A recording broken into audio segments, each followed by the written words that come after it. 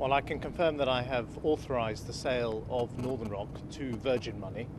I think this is going to be a good thing for British consumers. We're going to have a powerful new presence on the high street, offering better deals to families and real choice and competition. It's also good for British taxpayers. We're getting some of the money back that we put into the banking system under the last government.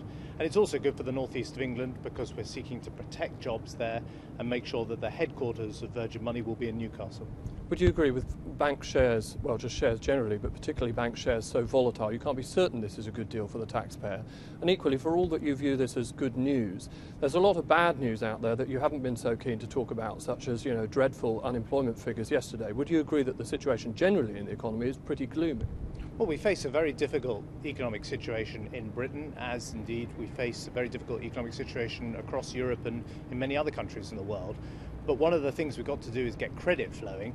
Having a new presence on the high street, a new bank out there lending to people, lending to families who need a mortgage is part of our economic strategy of getting the British economy moving and repairing some of the damage that has been done by the banking crisis over recent years. And what about what I said about a good deal? Can you be sure? Well, we've taken lots of independent advice on what the best deal was in terms of selling Northern Rock. We hired independent advisors. We looked very carefully at all the figures. It was clear to us that this was the best deal for the British taxpayer. We were getting more back than any other deal on the table. We're going to get around £750 million in cash and up to £1 billion if things go well for Virgin Money.